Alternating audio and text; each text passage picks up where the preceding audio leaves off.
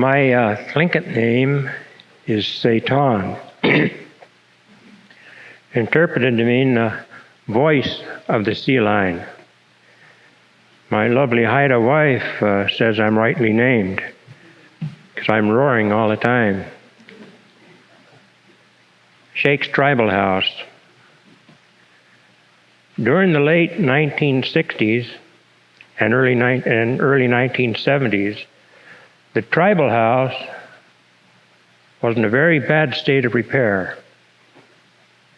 It was deteriorated almost beyond repair. The local Chamber of Commerce and the city wanted to take over complete control and ownership of the island.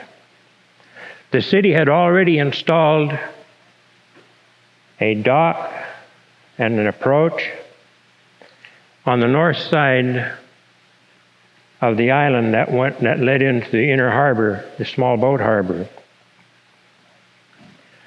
They also installed a light pole with a huge transformer alongside the Kadashan poles. It was a Chamber of Commerce desire to build 2 additional gridirons on the south side with a new bridge large enough to accommodate cars and trucks to go onto the island. The local A&B president at the time was a member of the Chamber of Commerce, and he opposed this move very strongly. At a meeting with the local A&B, Camp Number 4, 2 men were appointed to approach the Egan administration for possible funding to repair the house. When the 2 men made their request known to the governor, he agreed with them 100%. He called Commissioner George Easly and told him to give these 2 representatives of Camp Number 4 $50,000 for the restoration project. Using local A&B members, some were the original workers when the CCC had built the house. Many of the original tools were used. These were stored over in Petersburg by the Forest Service.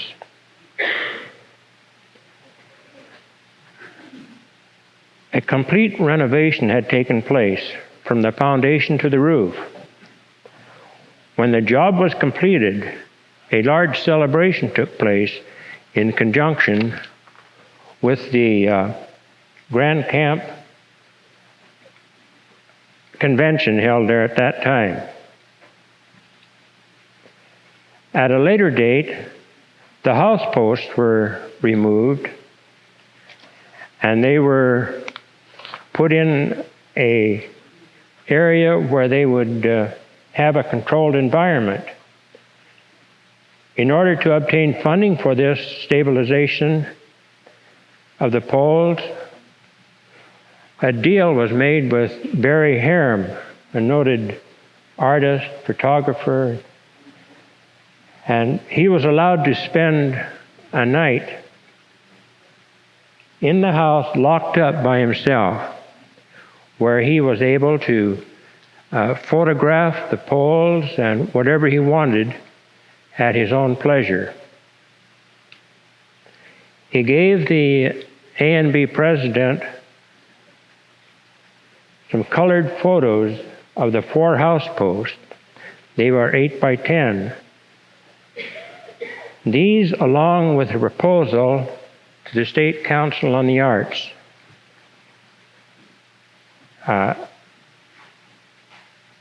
when the president met with them in Juneau and presented the proposal to them, and they looked over the pictures, they agreed that they did need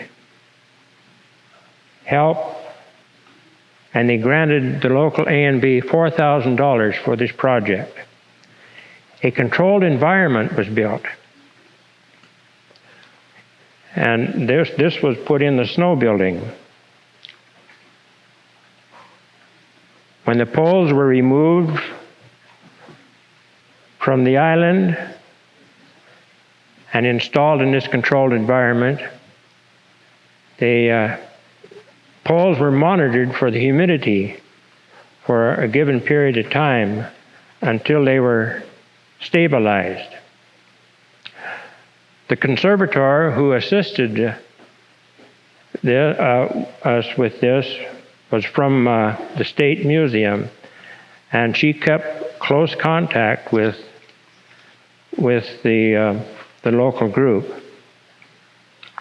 After the poles were stabilized, it was found necessary to receive additional funding.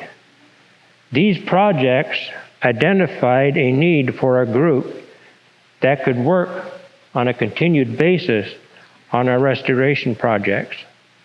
This led to the formation of the Wrangell Historical Society, of which Margaret is our president.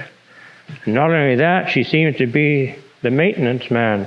She goes around and mows the grass and does whatever is necessary to keep the place in presentable condition.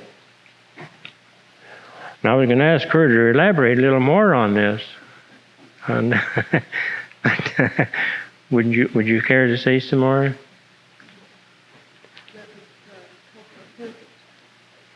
Pardon? Oh, I'm sorry. I said Wrangell. It was the cultural heritage committee that we had formed,